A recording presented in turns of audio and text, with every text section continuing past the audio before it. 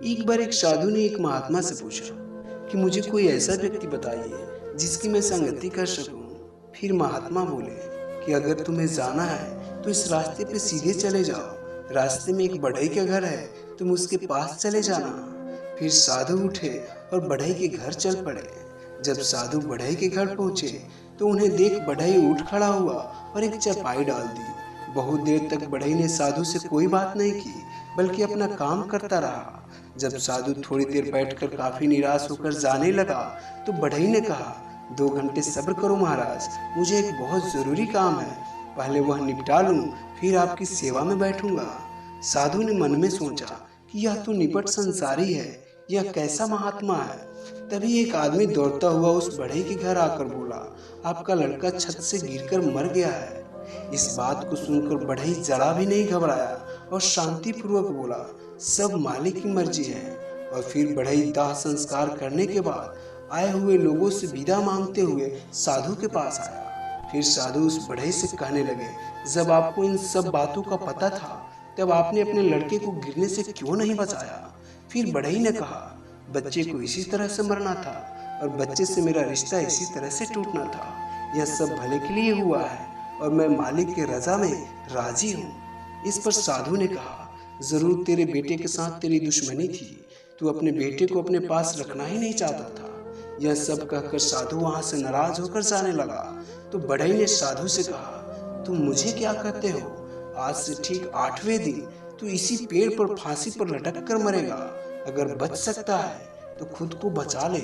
मैं तो यही समझता हूँ कि जो कुछ होना होता है होकर ही रहता है। अब साधु को चिंता हो गई कि कहीं मेरे साथ भी ऐसा ना हो जाए। साधु ने सोचा कि इस पेड़ से बहुत दूर चला जाऊंगा तो इससे फांसी लगने का सवाल ही नहीं रहेगा।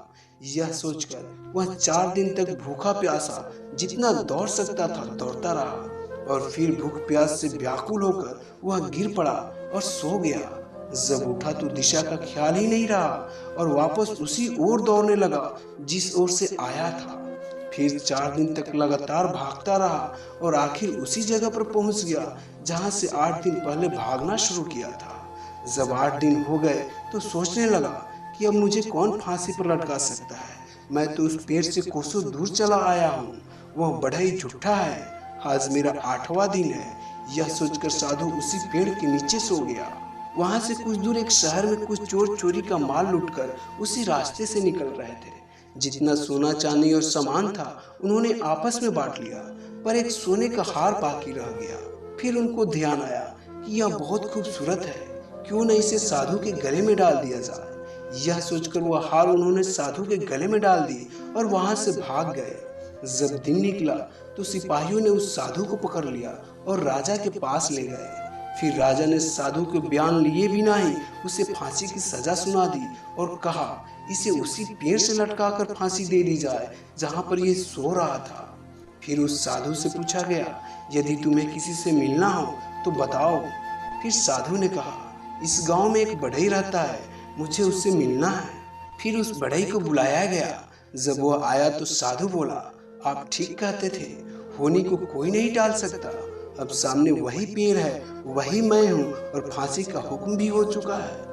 कृपया करके मुझे आप बचा लीजिए, मैं सारी उम्र आपका एहसान नहीं भूलूंगा। फिर बढ़ई ने कहा, ठीक है, मैं अपने गुरु का सिमरन करता हूँ और मुझे आशा है कि वह मेरी विनती जरूर सुनेंगे। और ठीक थोड़ी देर में ही खबर आई कि असली चोर पकड़े गए हैं। उन चोरों ने चोरी का सारा माल वापस कर दिया और राजा ने उस साधु को छोड़ दिया। फिर साधु बढ़ई के घर पहुंचा और उनसे शिक्षा दीक्षा लेकर उनका सच्चा सेवक बन गया। तो दोस्तों, इस कहानी से हमें यही सीख मिलता है कि नियति का लिखा हुआ कोई मिटा नहीं सकता। होनी जो होना होता है उसे कोई टाल नहीं सकता।